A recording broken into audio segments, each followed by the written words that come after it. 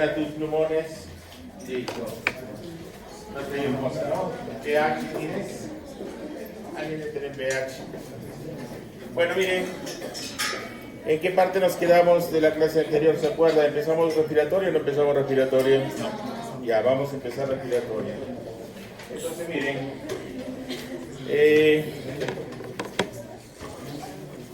¿Qué nos aporta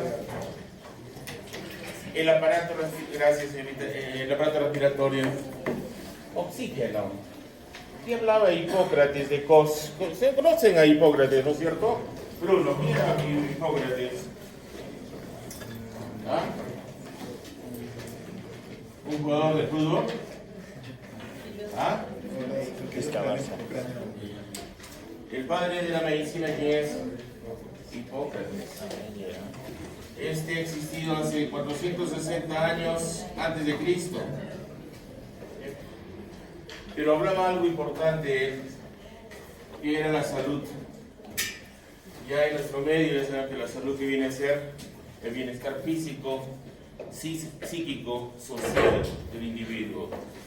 Entonces, ¿qué hablaba Hipócrates? Hablaba de una triada.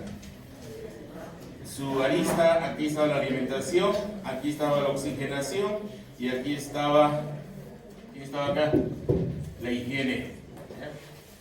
La higiene. ¿Qué decía? Uno es saludable mientras uno tiene higiene, mientras uno se alimenta bien y mientras haya oxigenación.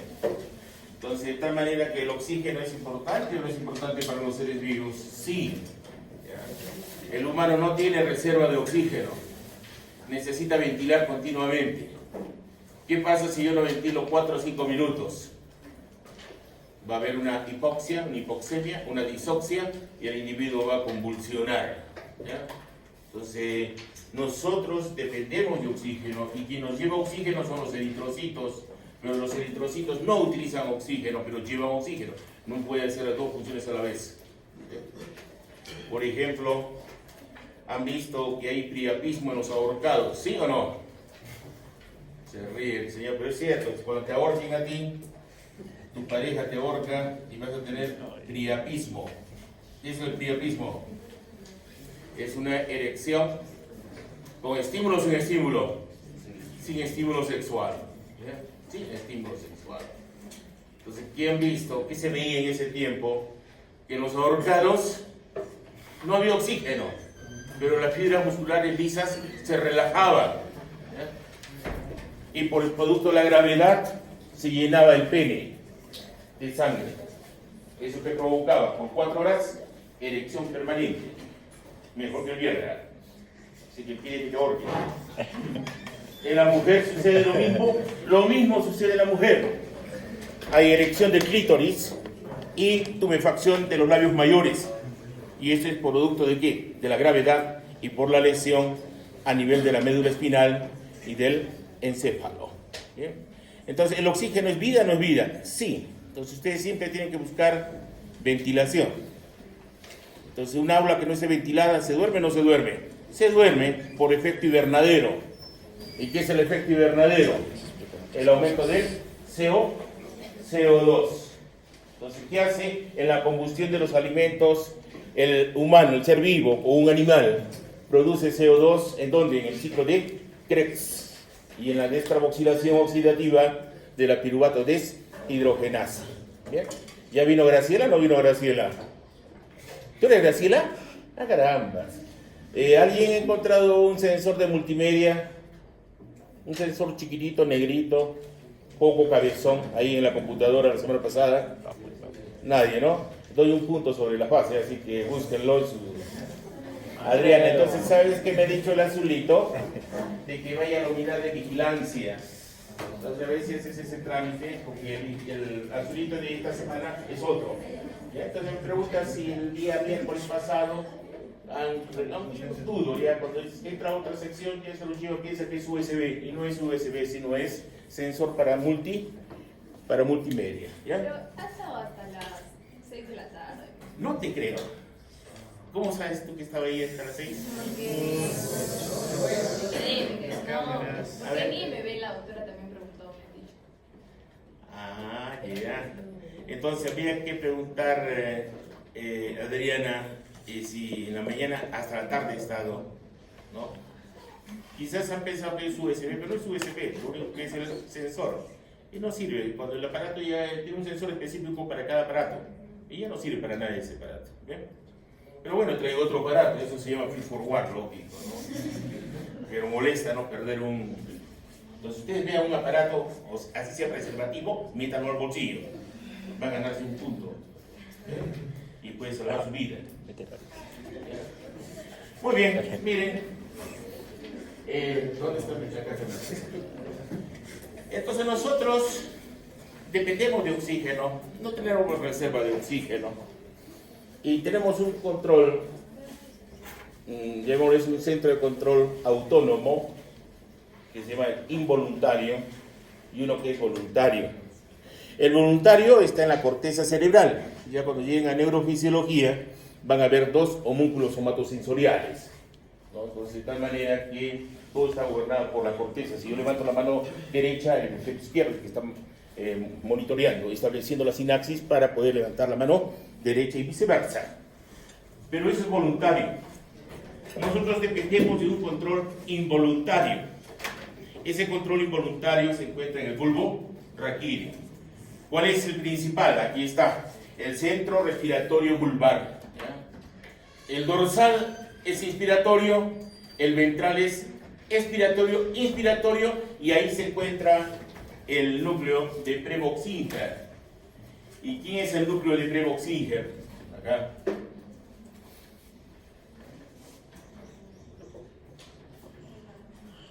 Es el marcapaso respiratorio. Entonces, cuando ustedes duermen, ¿pueden controlar la ventilación o no? No pueden controlar la ventilación. Cuando degluten, ¿pueden controlar la respiración? Tampoco, porque se cierra la glotis, la epiglotis, perdón. Entonces, para asegurarse que el bolo alimenticio pase a esófago, y tiene que cerrarse la tráquea, porque si no se aspira, se muere. Entonces, en ese momento tiene que funcionar ¿quién? El núcleo de Prevost-Singer. ¿En dónde se encuentra? Entre el ambiguo y el retroambiguo. Ahí está, del área ventral del centro respiratorio bulbar. Aparte de estos dos, tenemos ¿quién regula la profundidad y la frecuencia? El aunéustico y el neumotáxico. ¿En dónde se encuentra? El puente de Baroleo, en la protuberancia. Entonces, ellos se encargan de regular frecuencia y profundidad de la respiración. En esta imagen tienen lo que corresponde a ventilación, difusión, perfusión. Una forma de valorar la función respiratoria es a través del BQ. ¿Qué viene a ser BQ? Ventilación, perfusión. En el humano, el BQ es 0,8. ¿Qué significa que será 0,8? Lo óptimo sería 1. 1 de ventilación por 1 de perfusión, eso es lo óptimo. Pero no funciona así en el humano. En promedio 0,8. Quiere decir que somos más perfundidos que ventilados. ¿Cuánto menos de ventilación tenemos? 20% respecto a la perfusión. ¿Qué más? Y esta es la reacción de la vida. Ya les dije, ¿dónde se produce el CO2? Ciclo de Krebs, en las mitocondrias. Y un CO2 se produce a nivel citosólico a partir de la piruvato de deshidrogenasa.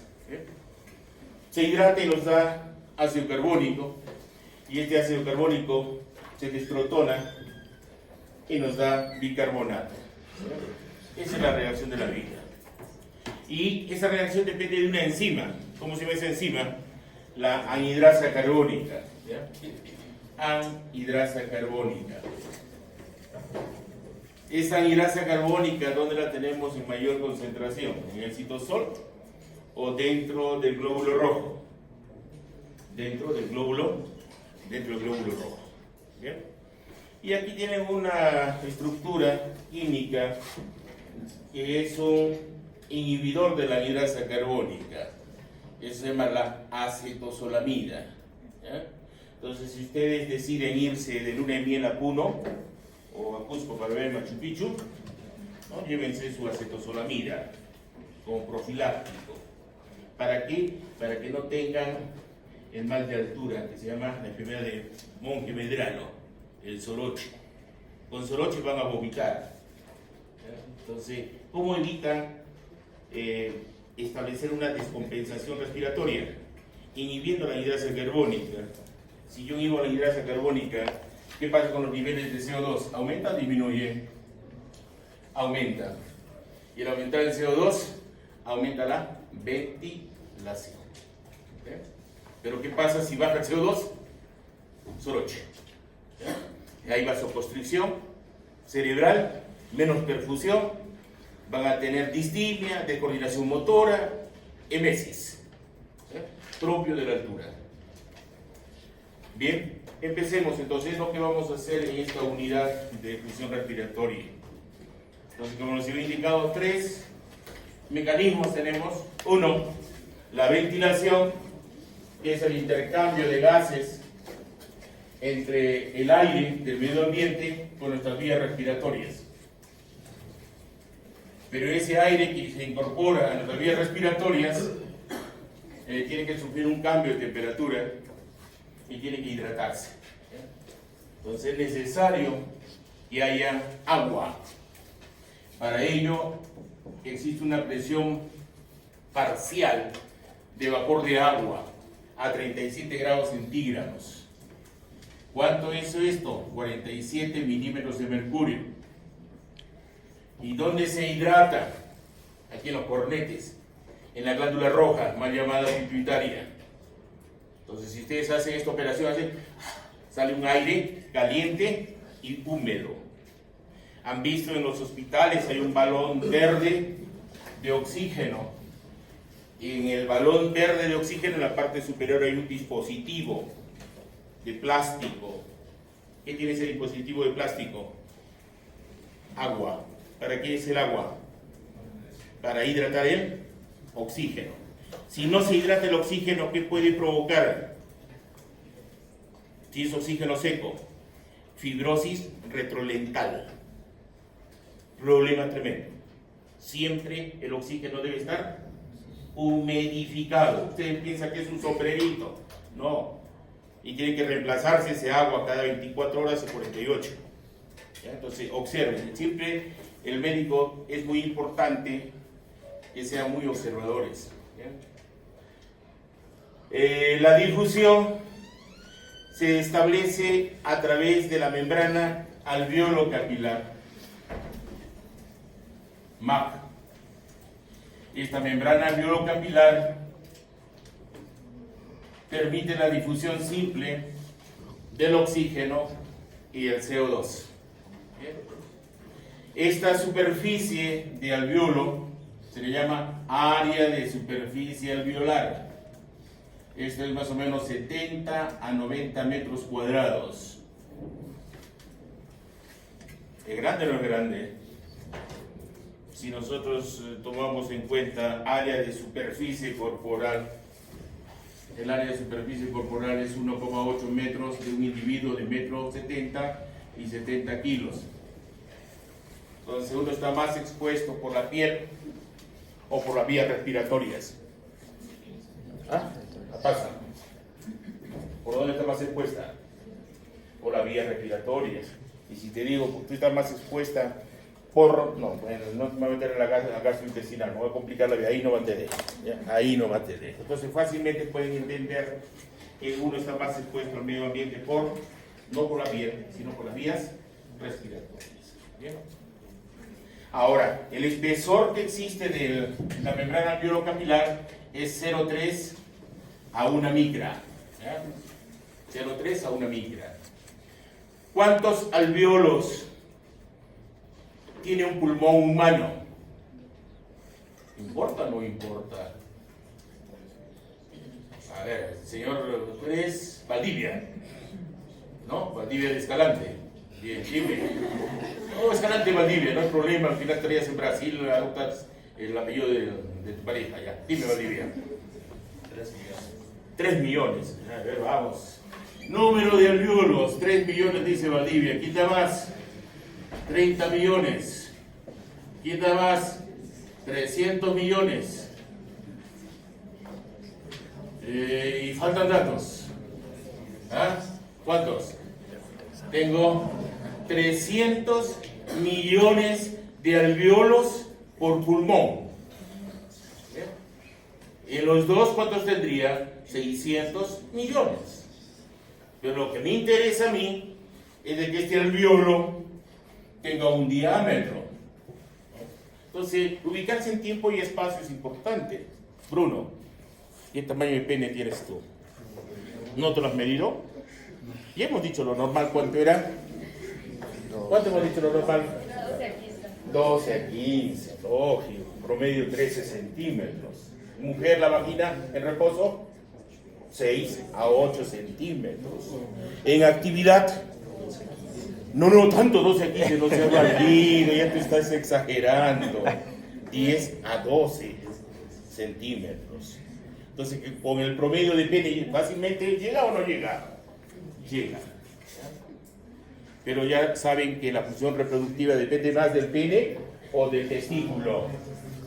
Del testículo. ¿Cuánto pesa tu testículo? Ya te he dicho yo.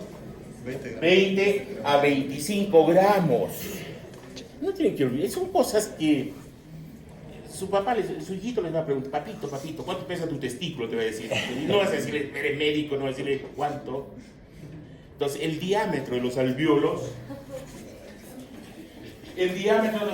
va de 50 a 200 micras. ¿Y por qué no colapsan los alvéolos? Por una sustancia surfactante que lo produce los neumocitos tipo 2. ¿Ya? Los neumocitos tipo 2 producen una sustancia surfactante. Esta sustancia surfactante tengo varios tipos, A, B, C, D, E. ¿Ya? ¿Y cuál es su función al final de la surfactante? ¿Aumentar o disminuir la tensión? Es disminuir la tensión superficial. ¿Pero de quién? No es del alvéolo. ¿De qué? ¿Quién establece la superficie, la tensión superficial? El agua. Y las moléculas de agua tienen fuerzas de cohesión y permiten mantener la tensión superficial. ¿Qué pasa si no tenemos surfactante? El alvéolo, ¿qué pasa? Colapsaría. Eso lo han visto en biofísica, en la ley de Laplace-Young. Que no voy a entrar ahí, no me interesa. ¿Bien? No me interesa porque no me sirve para mí. Lo que me interesa es cómo funciona. Ahora, los neumocitos 2 también hacen algo importantísimo. Reabsorben agua. Recuerden que el alvéolo tiene agua aquí. En una película, vamos a ver así, ¿ya? Están las moléculas de agua. Pero ¿quién produce surfactante? La 2. Pero ¿quién regula el contenido de agua en el alvéolo? Los neumocitos tipo 2. Y he encontrado una función ahora inmunológica. Antes no había esa función. Se pensaba que la respuesta de depuración era de los macrófagos alveolares, pero también contribuyen en mecanismos de defensa. Ya tienen 3 funciones.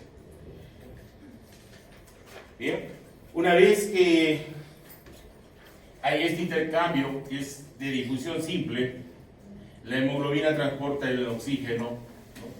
Y el CO2 va a ser eliminado hacia el medio ambiente. Eso se llama efecto Bohr y efecto Haldane, que es lo que vamos a ver más adelante. Bien, seguimos, si no hay preguntas. ¿De qué depende que yo ventile? Depende de músculos respiratorios. ¿Cuál es el principal músculo respiratorio? El diafragma es el principal.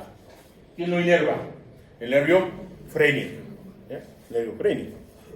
Entonces, ¿qué es lo que sucede con el diafragma? El diafragma es un tipo de músculo tipo bóveda, así. Cuando inspiramos, baja. Expiramos, sube. Entonces, ese es su movimiento. Entonces, nos incrementa el diámetro supero inferior. Y a través de los intercostales externos, hay un aumento del diámetro antero posterior. La idea de eso es establecer el compliance pulmonar. ¿Ya? Compliance.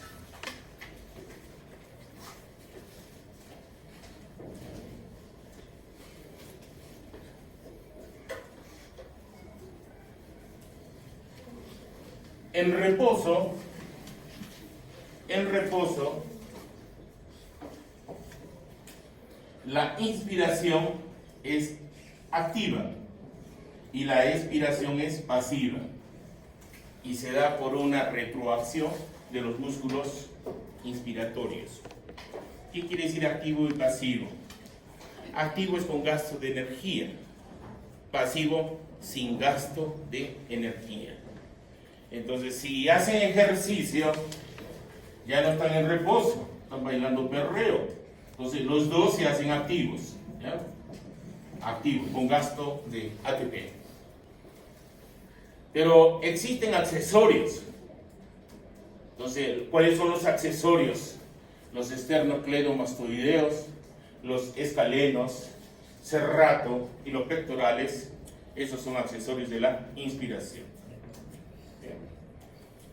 Y la expiración, accesorios, tengo en primer lugar los intercostales internos, tengo los transversos del tórax y los del recto del abdomen. Pero esto es importante. ¿Cuál es? De que en reposo tan solo intervienen los inspiratorios y por retroacción de los inspiratorios se da la expiración. Tanto es así que en la mecánica respiratoria, ustedes han manejado en biofísica esto. Inspiración, expiración. ¿Cuál es el que demora más tiempo? La expiración, 3 segundos de 2. Bien. Ahora, por género también difiere. La mujer respira cuando estuviera embarazada. Tiene su seteo, su chip. Si no, vean a una dama cómo respira. ¿Es más diafragmática que costal? ¿O es más costal que diafragmática? Es más costal que diafragmática. Si no, miren la delegada, comienza así. Así, respira. ¿Por qué? Porque piensa que está embarazada. Y no está embarazada. En cambio, el hombre más diafragmático que costal. ¿Y eso por qué se da? Porque cuando la mujer está embarazada, el diafragma puede bajar, no puede bajar. Si está el embrión, está el bebito, está el feto, ahí. ¿Baja o no baja? No va a bajar. Entonces, ¿de quién va a depender? De los intercostales externos. ¿Bien? Entonces, esta imagen claramente nos dice por qué la inspiración es activo. Son potenciales de acción. Hay una descarga de potenciales de acción que van a estimular a las motoneuronas de los músculos inspiratorios. Y por la retroacción se da la expiración. No es activo. Presión atmosférica. Miren, lo que nos interesa a nosotros es el oxígeno.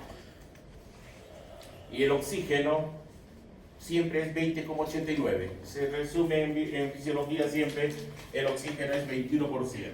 ¿Ya? 21%. Si yo estoy en Arequipa y estoy después en Cusco, ¿dónde hay más oxígeno o dónde hay menos oxígeno? Son iguales. De 0 metros a 10.000 metros es idéntico. Lo que va a variar, ¿qué es? La presión parcial de oxígeno. Eso se llama hipoxia hipóxica. Están recordando sus conocimientos de la fase 2, ¿no es cierto? Y cuando había hipoxia hipóxica se daba policitemia primaria, secundaria, relativa. Secundaria como efecto compensatorio. A la menor presión parcial se liberaba una hormona que es el HIT y lo que hacía era estimular la EPO, ¿se acuerdan? Estimular el 2,3-difosfoliserato, estimular la angiogénesis y las enzimas glicolíticas. Eso se llama adaptación, no es aclimatización, es adaptación a la altura. Lo que es adaptación se hereda, lo que es aclimatación no se hereda. A ver, uno de Cusco, pero uno de Cabanaca, ¿hay un cabaniense? No hay ninguno, nadie dice, ¿no? Un molletino. Bueno, ellos que han venido del mar, ¿no? Ellos se han adaptado a Arequipa o se han aclimatado a Arequipa. Aclimatado, no es heredable. En cambio, el que ha nacido arequipensis, silvestre, ese sí está adaptado a la altura. Mediana altitud, por si acaso, porque Arequipa, a nivel del Tuturutu, ¿no? Porque ese es el referente de toda ciudad, es 2.340 metros sobre el nivel del mar. Cuando vayan a la Plaza de Armas, se encuentran una placa metálica y dice el día que la fundaron y dice la altitud y la presión. ¿Ya? Siempre cuando vean una plaza busquen eso, una placa, no vean las palomas ni los palomos. ¿Ya? Y van ahí está el referente. Y altitud no significa 2.300, altitud significa más de 3.000. ¿Quién encaja dentro de ese parámetro? Puno, Cusco, Juliaca, Cerro del Pasco. Pero entonces, ¿ustedes a dónde? A ver, vamos, en la siguiente imagen van a darse cuenta de algo importante. Entonces, ¿qué viene a hacer al final la presión atmosférica? La presión atmosférica es el peso del aire. ¿Ya? Es el peso del aire. ¿Y quién lo pesó el peso del aire? Fue Torricelli. ¿Ya? ¿Y qué vio? Que a nivel del mar, el peso del aire era 760 milímetros de mercurio o toros. ¿En honor a quién? A Torricelli. ¿Ya? Y él comenzó a jugar y comenzó a subir, este italiano, a los Alpes, y vio que la presión ya era menos. Bajaba la presión a medida que uno subía en altitud. Y eso es cierto, Arequipa está a 2.300, ya no es 760 el peso del aire, el aire pesa menos, pero la proporción siempre va a ser igual, 21% de oxígeno. ¿Qué más tenemos en esto? Nitrógeno, el principal es el nitrógeno, pero el nitrógeno es inocuo, ¿ya? Es inocuo a nivel del mar. Pero ¿qué pasa si yo me sumerjo, soy buzo? Ahí sí es problema. Porque comienza a hacer burbujas, y esas burbujas donde se ubican en las articulaciones, en los huesos, en el cerebro, y ahí provoca serios problemas, se muere el individuo. Pero antes de que se muera, sufre una etapa que se llama narcosis, ¿ya? De profundidad. ¿Producto de quién? Del nitrógeno. Por ejemplo, si yo les preguntaba esto, ya me he olvidado de preguntar. Si un individuo está a 20 metros de profundidad, ¿cuántas presiones atmosféricas soporta? A ver. Acá, miren. Listo, acá está el individuo. El aire pesa una atmósfera. Y una atmósfera a nivel del mar es 760. Pero este se ha sumergido.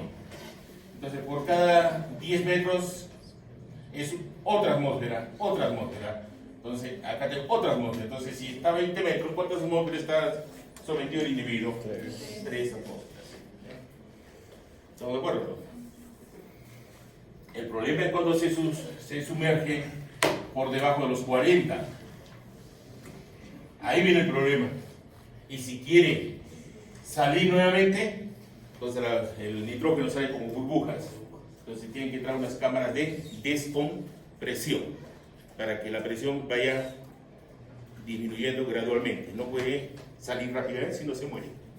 ¿Ya? Ahí sí interviene el nitrógeno. Pues es inocuo. Y aquí faltaría CO2, agua faltaría. Y nos faltaría acá los gases raros. ¿Cuáles son los gases raros? Argón, xenón. ¿Por qué son raros? ¿Por qué son raritos? Que no se combina con nadie. Es simple, ¿eh? ¿Por qué son raros? Porque no se combina con nadie. Esto es importantísimo. Miren, la pleura, hay una presión intrapleural. En los libros dice negativa. ¿Habrá presión negativa? ¿Qué dicen ustedes? ¿Qué es la Biblia? ¿Sí? ¿Cuál sería la presión negativa para ti? ¿Ah? Pero a ver, semánticamente que tu área de Wernicke diga negativa. ¿existirá? No puede haber negativa. Otra cosa es que sea menor que la presión atmosférica. Eso sí te creo. Porque negativa, ¿cómo decir, por ejemplo? Sé que la presión intrapleural acá es menos 4 milímetros de mercurio. Entonces yo digo acá, a nivel del mar es 760 la barométrica y la intrapleural es 756. Esta 756 es negativa. A ver, ¿qué dice? No es negativa. Lo único que tendría que decir que es menor que la presión barométrica. Sino que en los textos de fisiología lo traducen semánticamente. Y no hay presión, o hay presión negativa. Salvo que estén en la atmósfera donde no haya presión. Pero aquí la presión intrapleural va a ser negativa, nunca. Si yo les pregunto cuál es la presión intrapleural en Arequipa, ¿cuánto sería? Conociendo que la presión en Arequipa es 578, y alguna vez yo lo abrevio a 580 milímetros de mercurio. Y les pregunto, ¿cuál es la presión intrapleural de un individuo de Arequipa? Tendrían que restar ¿cuánto? Menos 4. ¿Y cuánto sería? Si es 580 sería 576. ¿Ya? Yo tendría que decir cuál es la presión. Digo 578, que sería 574. ¿Y por qué es importante que tenga menor presión que la atmosférica? Para que pueda haber el compliance, quiere decir la distensibilidad. Si fuera igual, ¿podría haber compliance? Nunca. Nunca. Y ustedes, cuando alguien los asalte, cuiden sus pulmones, porque los delincuentes siempre atacan para llegar a cavidad intrapleural. Ellos agarran el verduguillo, siempre atacan así. No les importa desviscerarlos. No pasa nada, llegan. O que les ataquen en la arteria femoral. O un torniquete llega. Pero ¿dónde se da el problema? Que esta presión intrapleural entre acá el verduguillo y esta presión que era menor se hace igual, 580, 580. ¿Y qué pasa con los pulmones? Los alveolos se colapsan. ¿Cuánto tiempo tengo para ir al hospital? Que me dé respiración asistida. Tan solo tengo 4 a 5 minutos. Nada más. Por eso yo les recomiendo siempre que cuando al enamorado lo lleven al parque, échenlo. Ustedes se suben encima del enamorado, le amarran las piernas, los brazos, todo, y arrancan el cronómetro. A ver cuál, y le tapan nariz y boca. ¿A cuánto tiempo resiste? Va de coloradito, azulito, moradito, negro se pone. Su pupila midriática y comienza a tener estertores respiratorios y comienza a convulsionar. Justo cuando comienza a convulsionar, sueltan la nariz y la boca. Te salvaste, 4 minutos. Tú resistes 4 minutos, es importante bien porque yo la próxima te amarro y te voy a matar. Es simple, es bonito. La fisiología es experimentación. No hay otra forma. Bien.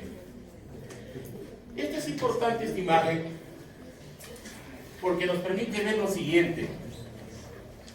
Que a medida que nosotros ascendemos a mayor altitud, mi PO2, esta PO2 que es importante, mi hipóxica, va a ir disminuyendo. Miren, acá Arequipa 2340, estoy justo en este puntito, a 578 milímetros de mercurio. ¿Y cuánto tengo de PO2 atmosférico? 119. Si estuviera en Mollendo, 159. Entonces 159 con 119, ¿dónde respiro mejor? ¿Ah? ¿Dónde respiro mejor? En Mollendo, a nivel del mar. Y a medida que ascienda a mayor altitud, tengo menor presión parcial de oxígeno. Y sé que para que haya el principio de Fick, la difusión de los gases, necesito de gradiente de presión. Entonces, a medida que yo suba a mayor altitud, mi PO2 va disminuyendo. Imagínense, me voy al Everest 8.800 metros, mi presión va a ser menos de 40 de PO2. Entonces tendré que subir con un tanque de oxígeno. Una noche de bodas con tanque de oxígeno, el tanque de oxígeno va a ser el problema. Entonces, ¿cuál es la recomendación? Si no tienen plata, a la punta de bombón o un playazo. Y van a responder bien. Es tan simple, ¿no? ¿De qué te ríes, Vizcarra? Todavía no te has casado. Aunque no es necesario casarse, ¿no es cierto? No, sí, yo sí creo en eso. Y tú crees en eso, muy bien. Me gusta tu pensamiento. Está bien. Eso es personalidad, conducta es. Intercambio de gases. El intercambio de gases que ustedes tienen que ver cómo van modificando las presiones parciales del oxígeno. Entonces es importante que ustedes vean aquí, a nivel del mar, la PO2 es 150. ¿Saben de dónde sale 159, no es cierto? El PO2 aplica la ecuación de Henry nomás. PO2, ¿a qué es igual? A la presión barométrica por la concentración porcentual, en este caso de fracción del oxígeno. Entonces, presión barométrica 760, seco, por 0.21.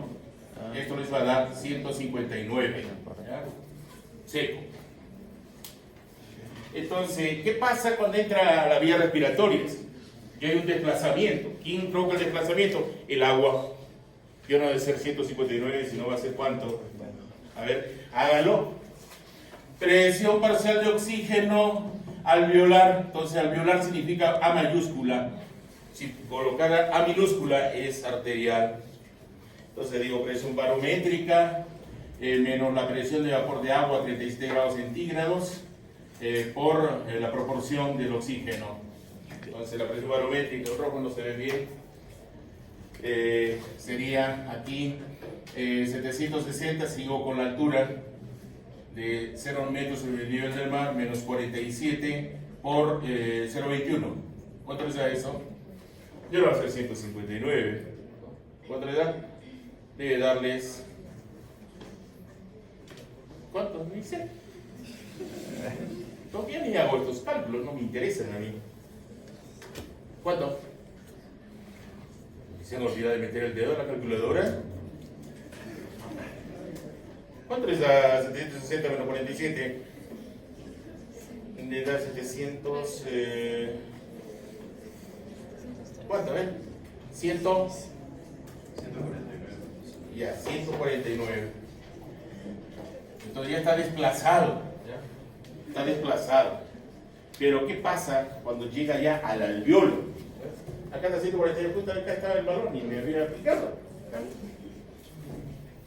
Entonces, ¿qué es lo que pasa a nivel del alveolo?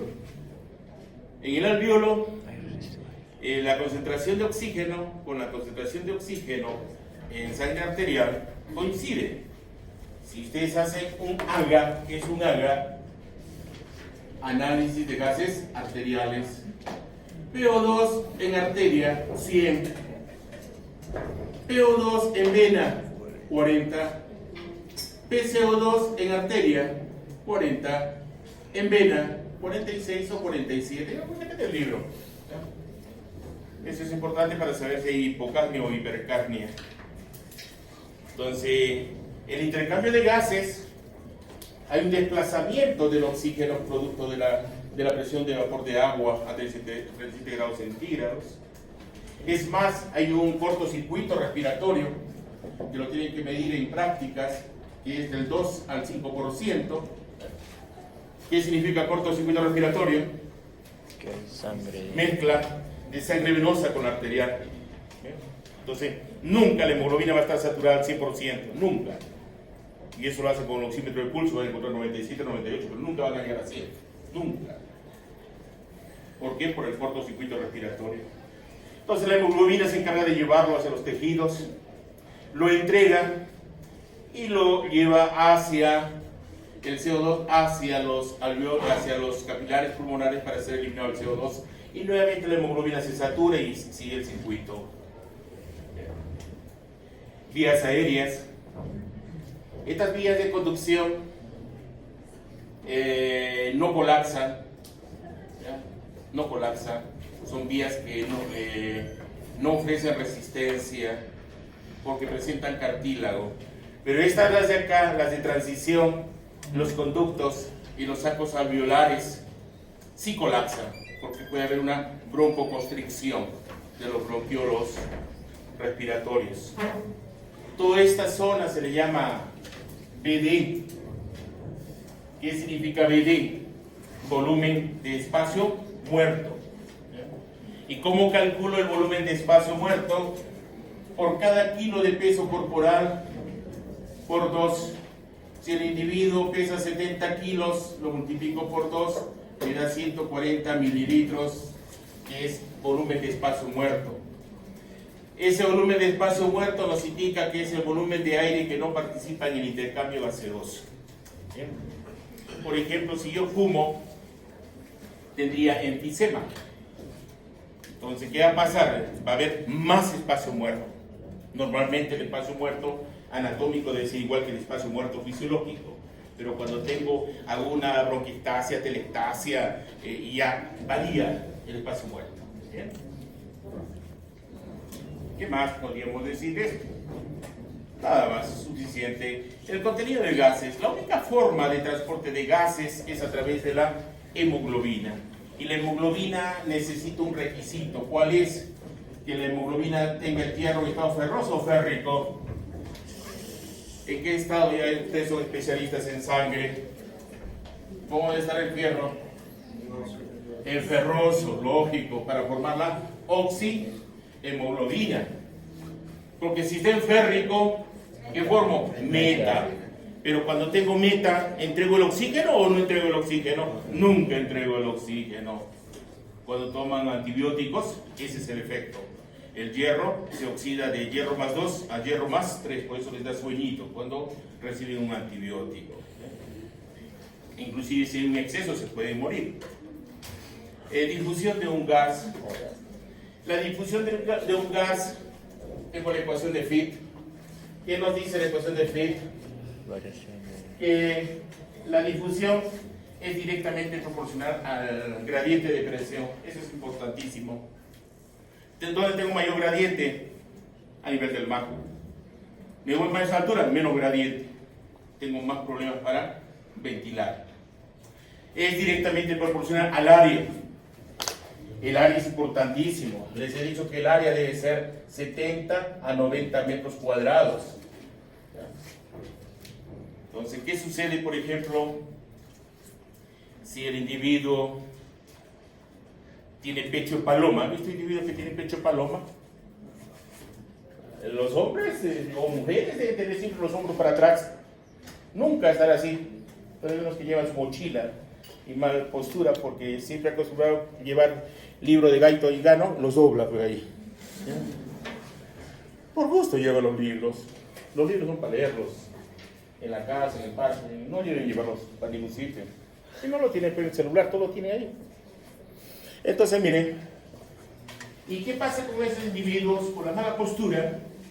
No pueden tener un buen compliance, no hay una distensión. O, por ejemplo, que tengan una enfermedad restrictiva, que tengan neumoconiosis o silicosis, por ejemplo, que son mineros, o trabajan en un grifo, o viven en la plaza de armas, ¿no? Entonces, ya tienen problemas restrictivos. O si fuman, o si son asmáticos, o tienen bronquiectasias o atelectasias, también se afecta el área. ¿Qué pasa si tienen fibrosis pulmonar? ¿Qué va a pasar? ¿Va a variar el área o el espesor de esta estructura? El espesor. ¿No? Edema pulmonar, el espesor. ¿No? Y también hay otro factor, que es la difusión. ¿Quién es más difusible? ¿El oxígeno, el CO2 o el monóxido de carbono? Faltan datos. ¿Cuál creen que sea más difusible? El más difusible es el monóxido de carbono. ¿Ya? ¿Quién le sigue? El CO2. El CO2 es 20 veces más que el oxígeno. El monóxido 200 veces más. Por eso es que cuando ustedes van al centro de Arequipa, ustedes ya no van al centro, ustedes al mall ahora, somos un modernos ustedes.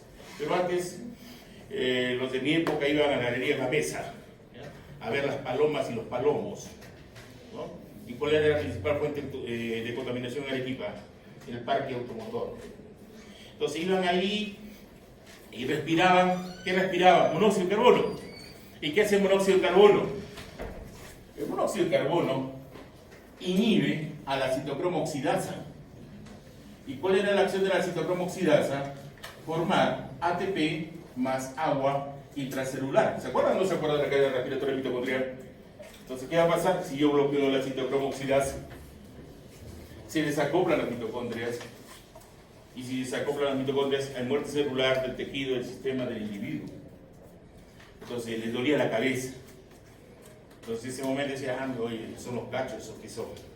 No son los cachos, sino el problema que provocaba el monóxido, desplazamiento de la oximoglobina, porque tiene más afinidad la hemoglobina por el monóxido que por el oxígeno. ¿Bien? Por eso es que tenía disoxia. Entonces, dentro de estos parámetros, este es directo y este es indirecto, lógico. A mayor espesor, menor difusión. Esta es mi membrana alveolo-capilar.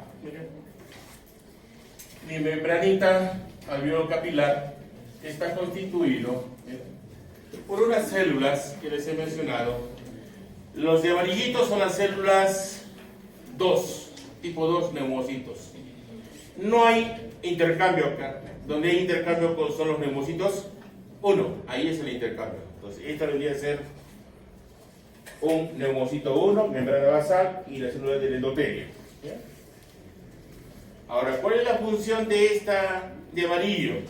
Ya les dije, producir la surfactante, regular el contenido de agua en el alveolo para regular la tensión superficial y también será descrito una función de defensa. Pero los que están comprometidos más con la defensa, ¿quiénes son? Los macrófagos alveolares o también llamados células celadoras. Celadoras. Y esto lo voy a pasar rápido, que ya lo conocen ustedes. La principal forma de transporte de oxígeno, ¿cuál es? Oximoglobina. Ya les expliqué esto en sangre. ¿Ya? Y cuando cambia el pH aquí a nivel tisular por el efecto Bohr, se entrega el oxígeno. ¿Ya? Eso lo conocen ustedes. Esta es la curva de Van Crop. ¿Se acuerdan de la P50? Yo también les hice. ¿Qué era la P50? La presión parcial de oxígeno. La P50 viene a ser aquella presión parcial de oxígeno en la cual se encuentra saturada la hemoglobina 50%. La hemoglobina de adulto, ¿cómo era? Era 2 alfas, 2 betas. La fetal, 2 alfas, 2 gammas. Eso conocen ustedes. No me interesa la Portland, la Gover, no me interesa. La que me interesa son estas dos. La P50 de la A1, ¿cuánto era? Eso sí les voy a tomar, 26,5. La fetal, 19. ¿Qué diferencia entre 26 y 19? Que cuando la P50 es mayor, ¿a dónde va la curva? A la derecha. Mayor entrega de oxígeno. ¿Qué pasa si es menos P50? A la izquierda, más afinidad. Entonces, ¿cómo obtiene oxígeno el feto? ¿Cómo le roba? Llevándolo la curva a la derecha o a la izquierda. A la izquierda. ¿Ya? Porque el feto no puede respirar, no puede ventilar. ¿De dónde viene el oxígeno? Del cordón umbilical. Entonces, esa hemoglobina fetal le roba el oxígeno. Igual que ¿se acuerdan del lactógeno placentario? ¿Cómo obtenía energía el feto? Igualito. Ahora, hay factores que desvían a la derecha y hay factores que desvían a la izquierda.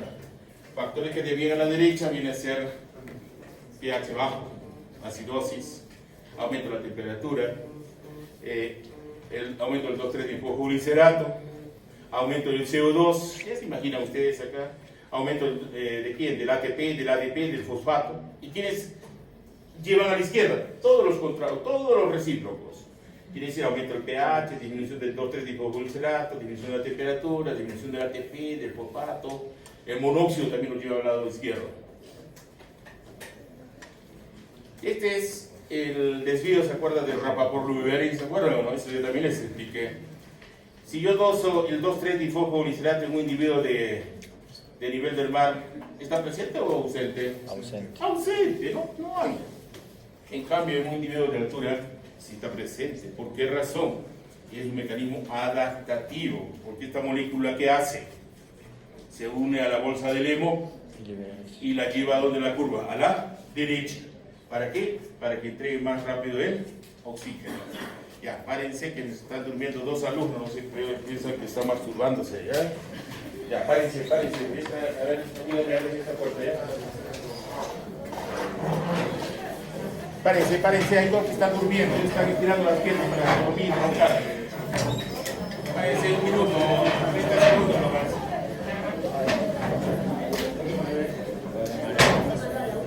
Y esa bebé. La otra la cierra. Pregunta, señores.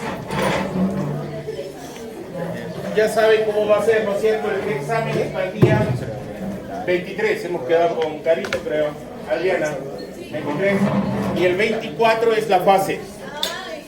Jugamos a 5:15, me ha dicho, ¿no? ¿O se ha equivocado? 4:16. No, entonces está loca, Carito, entonces. Me ha hecho 5:15. Está loca. Bueno, a ver, conversen ya, para que se pongan de acuerdo. Es a las 8 de la noche, ¿ya? 8 de la noche, 23 y el 24. Muy bien, ya, ahora sí, continuamos. La cartilla ya está en el catoliquito, pueden buscarlas ahí. Muy bien, siéntate, señor, o está con priapismo. ¿Has sufrido ahorcamiento tú? No, el señor. Está directo ahí. Muy bien, preguntas hasta ahí. Dime, señor. No tiene muy A bien. ver, escúchelo a su compañero. Eso de la hemoglobina fetal, Sí. ¿cómo roba oxígeno si la desvía a la izquierda? Ya. Las hemoglobinas siempre se parean. ¿Ya? Siempre se parean. 2 alfa, 2 beta. Salvo que haya mutaciones, de lesiones, etc. Entonces, en este caso, si ustedes ven, la A1, su P50 es 26.5. La fetal es diferente, si ustedes ven, la homología sería 2 alfa, 2 alfa. En lo que difieren es en la beta, y acá tiene gamma. Su P50 le cambia, porque es diferente distribución estructural, ya cambian su configuración. Entonces, ¿qué nos indica esto 26 y 19? Si yo hago en la curva saturación con PO2, entonces voy a ver lo siguiente, que mi P50 de la hemoglobina de adulto, A1, está aquí. Pero en cambio, la de la fetal está acá. Entonces, ¿a dónde me está desviando la curva? Hacia el lado izquierdo. ¿Y qué significa desviar a la izquierda? Que le estoy robando oxígeno a la hemoglobina de la madre para que pueda ser utilizado por el feto. Eso significa. Bien. Ya vieron esta curva, esta vía metabólica, esa es de Meyerhold, ya la paso, porque no me interesa, está muy bioquímica es esto. El CO2, ¿cómo se transporta? Son 3 formas de transporte. Uno, el principal es como bicarbonato.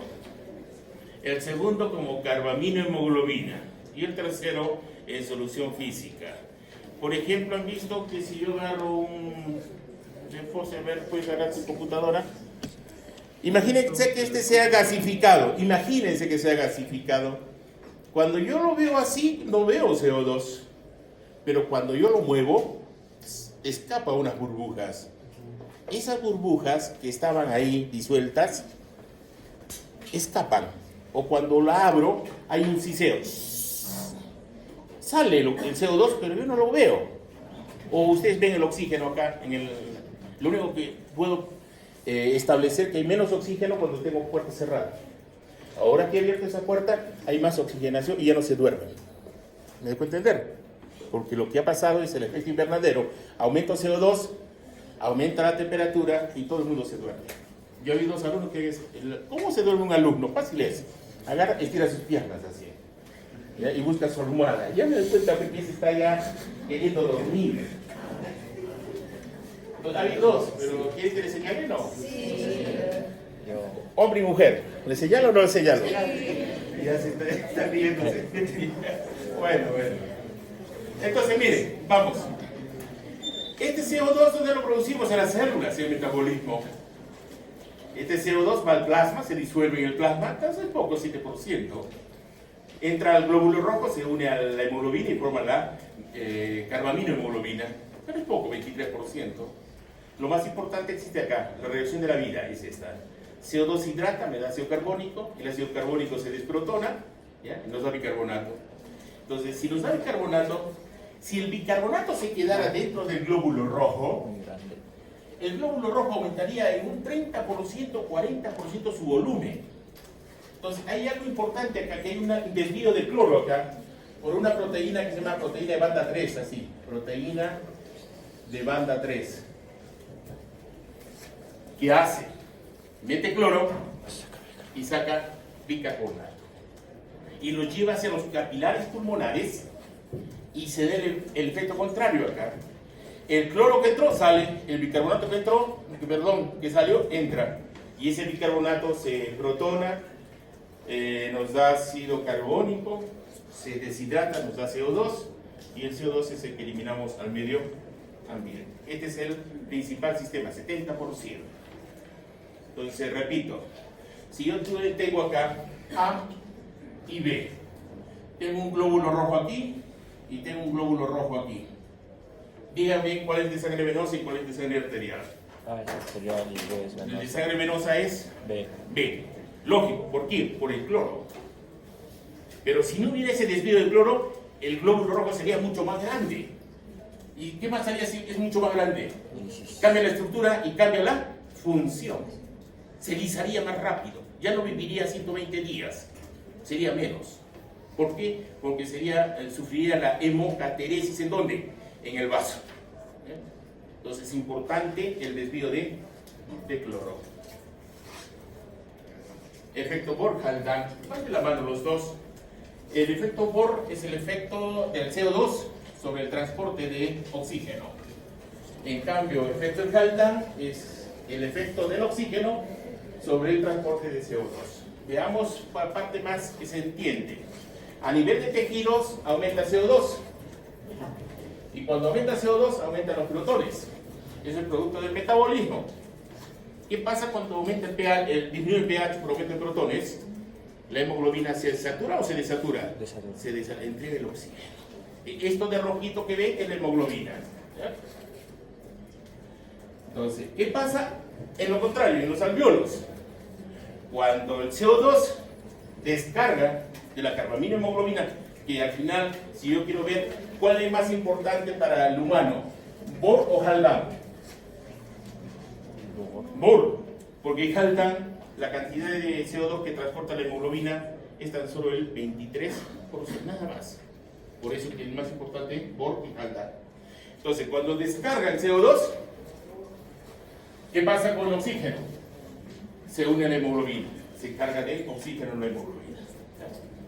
Con lo contrario, veamos qué pasa cuando se une el CO2, el oxígeno a la hemoglobina. Se descarga el CO2, en este cargo se descarga el oxígeno, ¿y qué cargo? CO2 para que sea eliminado a través de los alvéolos pulmonares. Pero el más importante viene a ser Bohr y Haldane, porque Haldane tan solo vinculado por la carbaminohemoglobina es el 23%, en cambio la oxihemoglobina es el 98%. Hipoxipóxica, ya conocen ustedes, son especialistas en hipoxipóxica. ¿Qué viene a ser hipoxipóxica? La menor Presión parcial. presión parcial de oxígeno. Frente a esa condición, el cuerpo responde en forma inmediata, en segundos. ¿Ya? En segundos.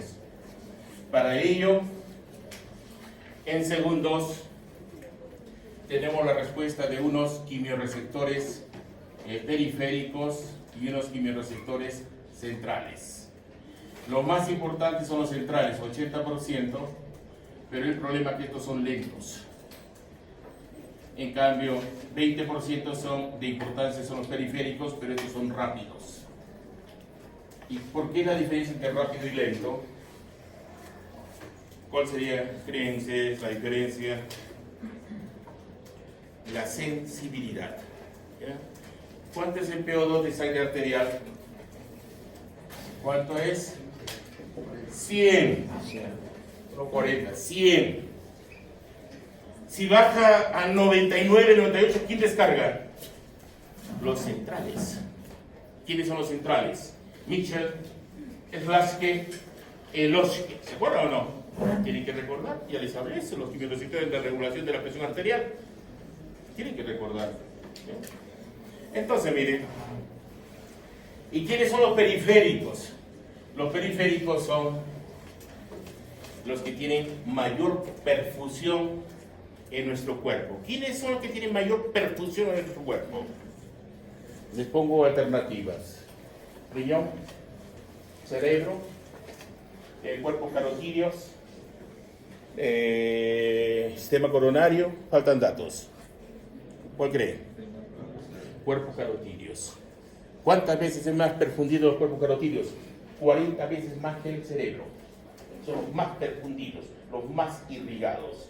¿Cuánto pesan los cuerpos carotídeos? 2 gramitos nada más. ¿Ya? 2 gramitos. Entonces, inmediatamente, el problema de los periféricos que responde cuando es menos la PO2 de 70. Lo normal es 100. Es mucho el rango para que respondan. Ellos responden rapidito. Entonces, son menos eficientes que los centrales, que son lentos, pero contribuyen más, en el 80%. Entonces, miren, cuando yo tengo hipoxemia, se estimulan los cuerpos carotídeos y los aórticos, hay hiperventilación bajo el CO2 y provoca alcalosis respiratoria. ¿Y qué hace la alcalosis respiratoria? La curva me la envía ¿a dónde? ¿A la izquierda o a la derecha? A la izquierda. ¿Para qué? Mayor afinidad de la hemoglobina por el oxígeno. Pero en días, ya no son segundos, minutos, acá son días de hipoxia hipóxica. ¿Qué libero? El 2,3-difosfoglicerato. ¿Para qué libero el 2,3-difosfoglicerato? Para que se una a la bolsa del hemo y la curva se vaya ¿a dónde? A la derecha, para mayor aporte de oxígeno. Y más tardío, son semanas esto, necesito una hormona que se llama el HIT. ¿Qué es el HIT? El factor inducible por hipoxia. ¿Quién lo expresa? El cromosoma 14, el brazo largo, en la región 23.2. ¿Qué estimula? EPO. ¿Y se acuerdan ustedes que hacía la EPO? Había una constitutiva y había una inducible. ¿Cuál era la inducible? Riñón. ¿Cuál era la constitutiva? Hígado. Entonces, ¿qué hace la EPO? Estimula la diferenciación en médula ósea de la serie eritroide, quiere decir el eritrón, desde el proeritroblasto hasta reticulocito y eritrocito. Esa es su función de ¿qué? De la EPO. Pero aparte de ello, el HIT estimula, como hablábamos hace un rato, angiogénesis, ¿ya? EPO y enzimas glicolíticas. ¿Ya? Todo ello es un proceso de adaptación. Van a revisar un seminario de hipocapnia. ¿Se acuerdan qué es la hipocapnia? Baja el CO2.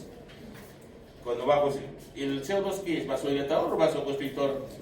Vasodilatador. Si baja CO2, vasoconstricción. Y si hay vasoconstricción, ¿qué pasa con la perfusión sanguínea cerebral? Baja. Y si baja, hay liberación de calcio. ¿Y qué hace el calcio? Excitotoxicidad. Provoca convulsiones, focos epileptógenos. Los neurólogos utilizan esto. Los hacen hiperventilar. ¿Para qué? Para producir alcalosis. Cuando hay alcalosis, se libera calcio y provoca focos epileptógenos para valorar las convulsiones sincrónicas o tónicas.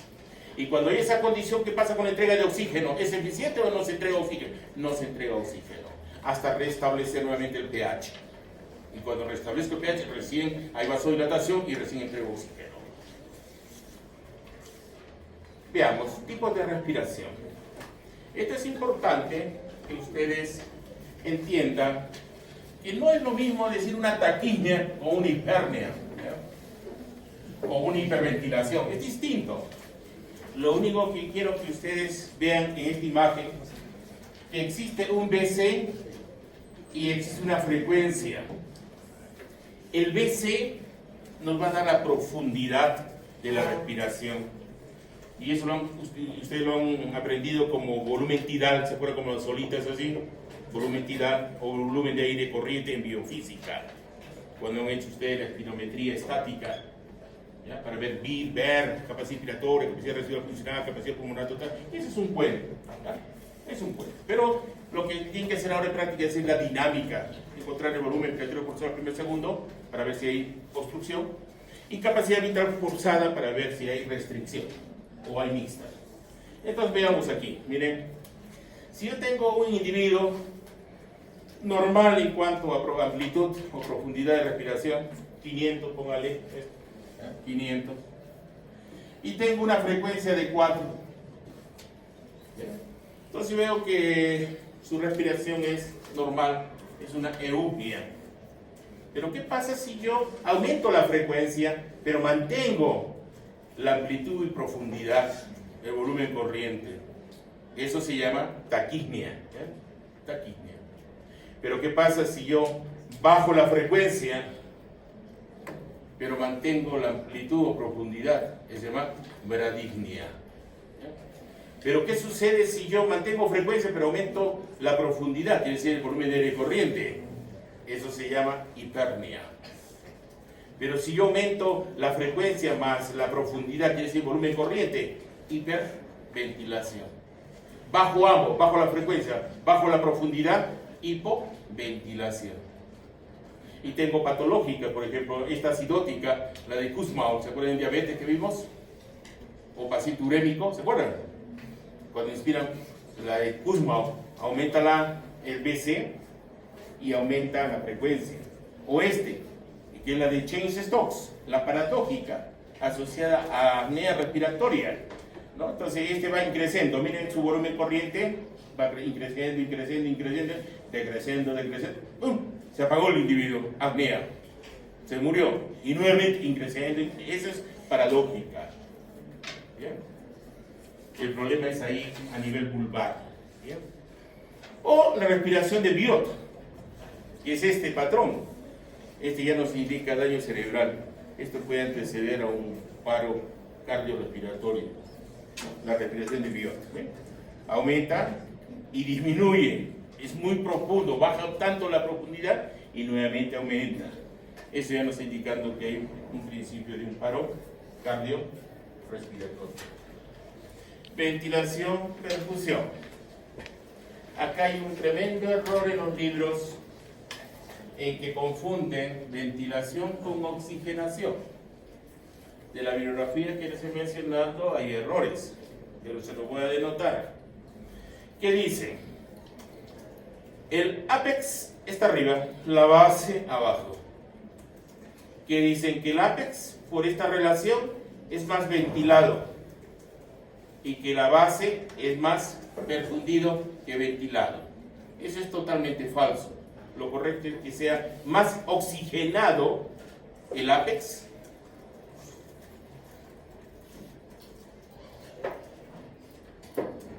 que la base. Eso es cierto. Lo que es falso, que sea más ventilado la apex que la base. Si no, vean numéricamente. Ventilación 0,2, ventilación 0,8. ¿Dónde está más ventilado? La base. Eso es falso. Segundo, perfusión 0,07, 1. ¿Dónde es más perfundido? La base. Tanto la ventilación y la perfusión es más en la base. Pero en la relación es matemática, señores. No es fisiología, es matemática. Que se traduce en la relación ventilación-perfusión, eso se llama oxigenación. Entonces, ¿dónde es más oxigenado el pulmón? En el ápex. Menos en la base. Promedio, 0,8. ¿Qué nos indica 0,8? Que el humano es menos ventilado que perfundido. ¿En qué porcentaje? 20%. ¿Estamos de acuerdo? Cuando ustedes hicieron bioquímica consciente respiratorio, volumen de CO2 por oxígeno consumido, ¿se acuerdan que era 0,8 también? Igualito. BQ es 0,8 también. Promedio, ¿ah? Promedio. Alteraciones del BQ. Las alteraciones del BQ, por ejemplo, van a ver lo siguiente. Acá hay un shum. ¿Ya? Hay un bloqueo acá. Pero aquí no hay ventilación. Entonces la ventilación es 0. Entre perfusión, que es 1. Lo óptimo es 1 a 1. 1 ventilado, 1 de perfundido. 1 entre 1, 1. óptimo. Pero ¿qué pasa aquí? Bloqueo. Hay un desvío acá. 0. Entre 1, 0. Pero aquí está ventilado pero no perfundido. Entonces tengo acá 1 entre 0. Entonces los matemáticos se vuelven locos. Es infinito. Y el matemático es como violar lo que le digan infinito. Para él no existe infinito. ¿Cuánto es 1 entre 0? No puede ser 1. 1 entre 0. No hay 0. No hay infinito. Error, lógico, te va a salir error. Eso se llama para el matemático no definido. No puede haber infinito. Si no, ¿han hecho matemáticas ustedes, no? ¿O no han llevado matemáticas? Se supone, ¿no? Si no, ¿cómo van a encontrar el dinero, pues? Bien, vamos. Esta imagen obedece, bueno, el año pasado la puse porque es importante que sepan ustedes cuando existe un paciente con insuficiencia cardiorrespiratoria, existe una alternativa, que aquí no hay, pero en Lima sí, el ECMO. ¿Qué es el ECMO? Es la oxigenación por membrana extracorpórea. ¿Y qué significa eso? Extraer la sangre del paciente, así como hacer una hemodiálisis. Lo meten a una bomba y esa bomba bombea la sangre para que a través de una membrana simule la membrana alveolo-capilar. Y hacía la membrana alveolo-capilar, sacaba el CO2 e introducía por gradiente de presión el oxígeno. Idéntico. La membrana aquí básicamente viene a ser un polímero, el polimetilpenteno. Entonces, ¿qué hace esa función como membrana alveolo-capilar? Y eso mantiene a pacientes que están muy, muy graves, tanto por problema cardíaco o problema respiratorio. Entonces, es como decir una estructura artificial de membrana alveolo-capilar. Es algo espectacular, pero es costoso el mantenimiento. ¿Cuándo vendrá el equipo? Será dentro de unos 10 años. Será. Control de la ventilación, ya habíamos avanzado algo. Tenemos un control voluntario y un control automático. El automático, ¿dónde se encuentra? En el bulbo raquídeo. Un paciente en coma, por ejemplo, ¿respira o no respira? Sí. ¿Por qué respira? Porque depende de quién. ¿De una función cortical o subcortical? Subcortical, lógico. Un paciente en ictus respira, mantiene su presión, porque es subcortical también la función cardiovascular. La corteza es el que nos da la conciencia. ¿Cómo te llamas? Wilber, ¿ya? Entonces está vivo. No está sobreviviendo, Wilber. Porque si hubiera dicho, no sé qué es eso, ya está en coma, está en estado vegetal. Tan solo gobierna el sistema nervioso vegetativo. Si Wilber está en coma, ¿controla esfínteres? No controla. ¿Puede deglutir? No puede deglutir. Entonces lo único que falta es que lo ahorque para que tenga priapismo y muera feliz. Vamos. Aquí está, miren, el área dorsal. Antes de eso, acá, esto sí tengo que explicar, porque aquí va a haber dos preguntas. Me pasaba. Ya estoy organizando qué preguntas también.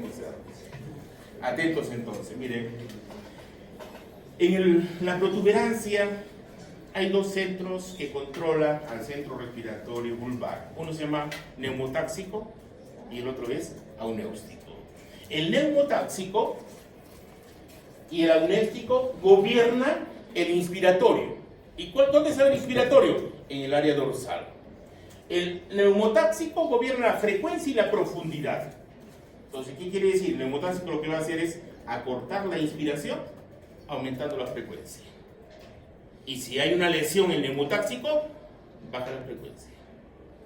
¿Qué? Pregunta de decir, ¿verdad? Según la aunéustica, se pensaba que en humanos no existía, que era tan solo de animales hibernantes. Inclusive en los libros antiguos decía aunéustico, colocaban así, que no sabían, pero yo les provoco apnea respiratoria. No hay tiempo, pero bueno, yo los hago desmayar, les hago relajar esfínteres, es fácil. Pero existe esa área. ¿Qué hace esa área? Igual que la neumotáxica, regula la profundidad de la inspiración y regula la frecuencia. ¿Cómo? Alarga la inspiración. Si yo alargo la inspiración, ¿qué pasa con la frecuencia? Baja. Y si tengo lesión en la amniótica, la frecuencia aumenta. Simple. Porque no hay quien controle. En cambio, el área expiratoria, esta de acá, la ventral, aquí está, miren. Aquí está la ventral. Tengo que es expiratoria e inspiratoria, y entre el ambiguo y el retroambiguo está acá mi marcapaso respiratorio. ¿Quién es mi marcapaso respiratorio? Pre-Boxinger. Existe en neonatos distrés respiratorio, más la mortalidad de neonatos por respiración y una elevada mortalidad. ¿Producto de qué? No tienen bien desarrollado ¿qué? El núcleo de pre-Boxinger. Y hay un reflejo de vida que se llama el reflejo de Hering-Breuer. Hering-Breuer. Este es sumamente importante en los bebitos. En nosotros casi no. Pero, a ver, hagan, le voy a hacer el Hering-Breuer, a ver. Inspiren, a ver, inspiren, pero con profundidad y rápido, por favor, que me queda poco tiempo. Inspiren, más, pues traten lo máximo. Vaya un momento que salen, ¿no? Eso se llama el reflejo de insuflación, el reflejo de Hering-Breuer. Y para los bebitos es importantísimo esto, porque o es vida o muerte de ellos. Que eso básicamente depende de unos receptores de distensión que se encuentran aquí en los pulmones. Entonces, después de la insuflación que tenemos, la desinsuflación. Eso se llama reflejo de Hering-Breuer.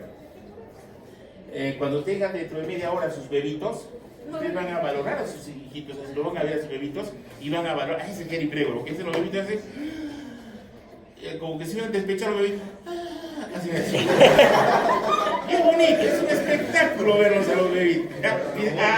Ese es Hering-Breuer, el reflejo de insuflación. Inspiran profundamente para tratar de estimular su ventilación, para que desencadene el mecanismo automático de quién? De pre-Boxinger, porque todavía no está bien desarrollado en bebitos. Es igual que el centro termorregulador en un bebito no está bien desarrollado. Por eso que los bebitos, su fiebre va de 2 grados en 2 grados. De 37 se va a 40. 42 convulsionan. En cambio nosotros no. Vamos en décima de grado. 37.5, 37.5 y así. ¿Por qué? Porque tenemos sofisticado nuestro centro termorregulador. ¿Se acuerdan? Por el anterior grado nos enfriamos y por el posterior se calienta. Ya ustedes saben eso. Muy bien. Esto es el reflejo de los quimiorreceptores centrales, Mitchell/Keloch, que se fueron y son bilaterales y son sensibles al CO2 porque no atraviesan la barrera hematocefálica los hidrógenos, sino el CO2. Y cuando llega al líquido cefalorraquídeo, el CO2 se hidrata y nos da ácido carbónico, se desprotona, y estos protones son los que van a estimular a las motoneuronas inspiratorias. Entonces, el nervios espinales, el nervio frénico. Esto básicamente se establece a través de ciertos neurotransmisores, aquí la serotonina. En cambio, en el periférico, el neurotransmisor ya no es serotonina, es acetilcolina, dopamina. Pregunta del examen. ¿Ya? Entonces, ya conocen ustedes, varias veces les he explicado de esto. Tenemos los carotídeos y los aórticos. ¿Cómo es estos cuerpos? Hay glomus 1, glomus 2, que seguramente han hecho en anatomía, histología. Los glomus 1 son los funcionales, los glomus 2 son los que dan estructura o sostenimiento, básicamente. Entonces, cuando baja el PO2, pero esto responde a menos de 70. ¿Cuánto era la presión, la parcial de oxígeno en arteria? 100. Está respondiendo muy tardío. Quienes responden a 99, ¿quiénes son? Los centrales. Ellos a menos 70, pero sí son rapiditos más bien. Entonces, ¿qué hace? Se bloquean los canales de potasio, no sale potasio, la célula se despolariza, ingresa calcio, entra calcio, activa el sinaptosoma, libera un neurotransmisor. ¿Qué neurotransmisor? Acetilcolina. dopamina y va a estimular las motoneuronas inspiratorias. La integración es lo mismo.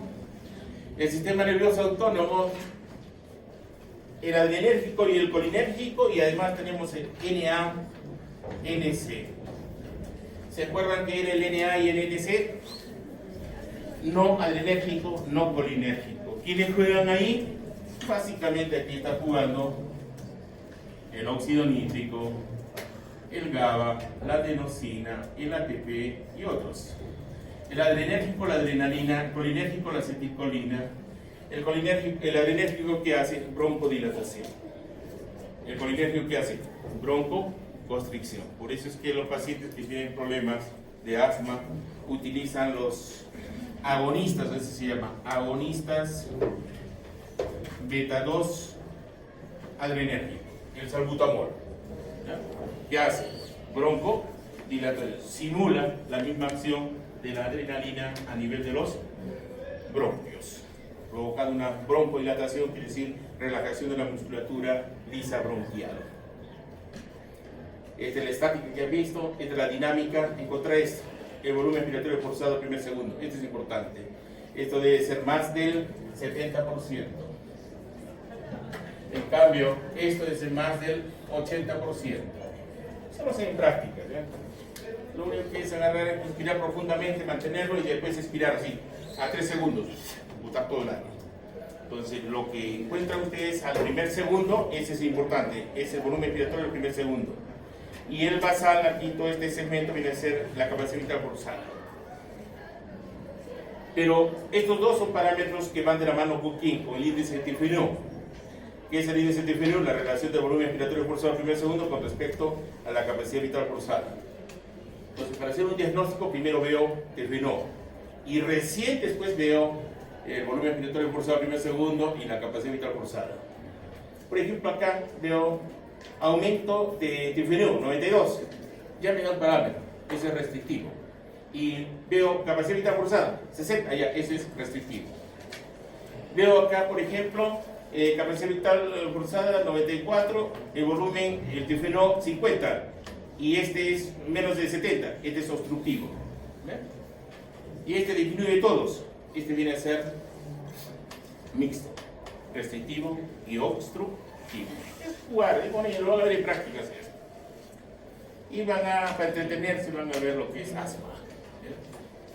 Ya saben que siempre hay un seminario que refuerce el conocimiento, es necesario que lean literatura científica, y esto es muy bonito, ¿no? Y ahí nos quedamos. ¿Preguntas o dudas? Ninguna.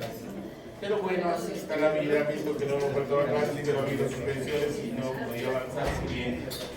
Pero para el próximo año lo hacemos mejor. Para todos los